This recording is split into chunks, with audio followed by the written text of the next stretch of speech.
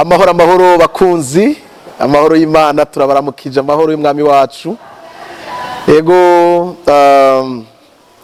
amazina ni Irakoze Olivier, ndumwungere wa Spiritual Gravity Center ikorera mu Kabondo. Benshi muratuzi aho bita muri Gravity.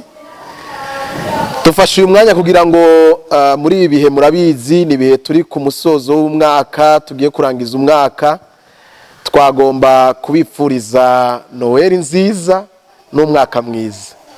Mu nkundire rero mu mwanya mutoya ndabipfurize Noel nziza duciye muri iri jambo riri muri Yohana ubutumwa bwiza igice ni cyambere ku murongo w'10 turageza ku murongo wa 14.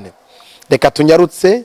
Yari mwisi kandi isi yaremwe nawe, ariko isi ntiyamumenya. Yajiwe ariko abiwe ntibamwakiriye. 12. Ariko abamwakiriye bose yabahaye ububasha bwo gucika abana b'Imana, nibo bizeye izina ryiwe. 13.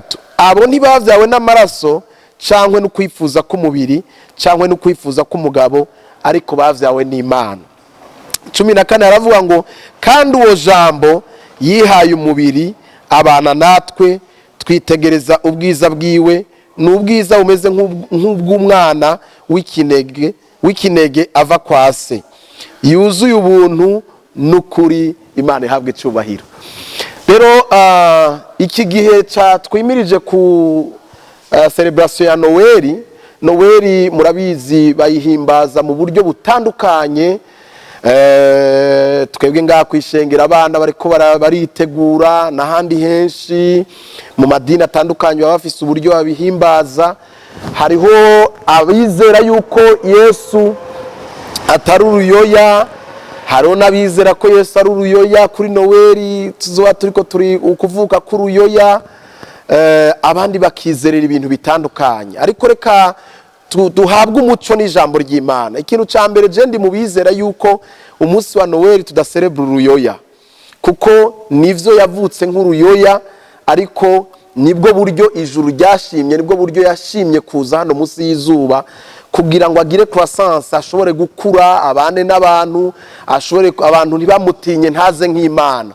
Mugabo yari Imana. Ntabwo ari celebration y'uruyoya, ni celebration yuko abari mu mwijima, ni kwijambo ry'Imana rivuga, bamurikiwe n'umuco. Twebwe kuri Noel duhimbaza ko twibutswe, duhimbaza yuko twakuwe mu bubata bw'umurwanizi, dukugwa mu minyororo y'umurwanizwi, turabohorwa, tugirwa bidegemvya. Rero Noel ngomba kuyifuriza abakunzi bose muriko murankurikirana, ndabifuriza yuko Noel, celebration ya Noel numva ari celebration ku muntu yashoboye ku uwa mbere ashobora kuba afise agaciro k'uyo mwami mu mutima wiwe, yaramwakiriye nk'umwami n'umukiza w'ubuzima bwiwe. Iya kabiri nuko abantu bose bamwakiriye bogira uwo mutima wo gutekereza yuko bobwira abandi bakamumenya uwo Yesu. Hagize umuntu ashobora kwakira Yesu nk'umwami n'umukiza w'ubuzima bwiwe kuri Noel, kiba ari ikintu gikomeye cyane. Niyo celebration ya Noel kurusha guhimbaza uruyoya.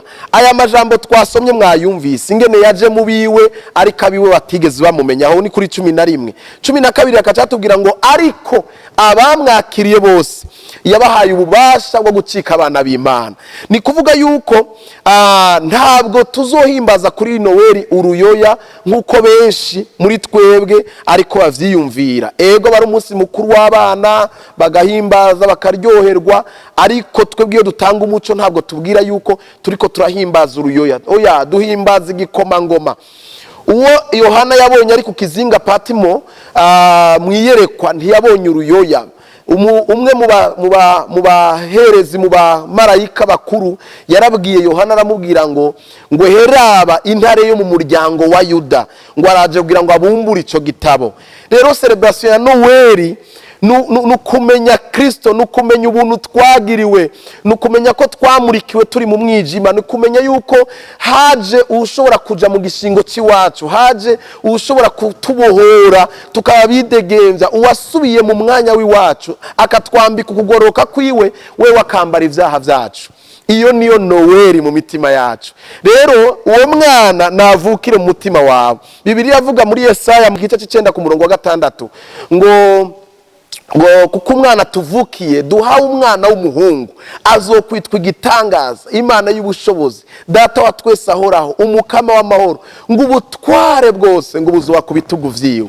Muravyumva ko atari uruyoya, n'umunyabushobozi, ni igitangaza, ni Imana y'ubushobozi, n'Umukama w'amahoro, ni we afise guverinoma zose zo hano munsi y'izuba ku bitugu vyiwe. Ni igihangange. Rero iyo niyo noweli ndabifurije kumumenya, abamwakiriye nabo kutamufata minenego, kutamufata nk'usanzwe, suruyoya n'igikomangoma cagiye mu gishingo cacu, camanitswe ku musaraba aho twari kumanikwa, cafuye urupfu rubi kugira ngo twebwe duhabwe ubugingo budashira.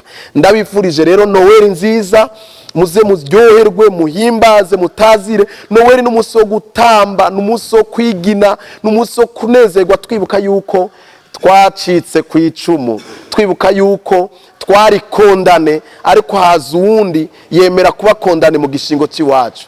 Noweli nziza rero, ishengero rya Gravity ribifurije noweli nziza n'umwaka mwiza mushasha. Turabanezerewe, turabakunda, mwarakoze, Imana ibahezagire. Turabiteze see you mu mwaka ukurikira. Bientôt turajabuka muri 2021. Ndakwifuriza yuko tuzohura mu mwaka mushasha turi mu zindi nkomezi, mu bundi bubasha bukomeye cyane.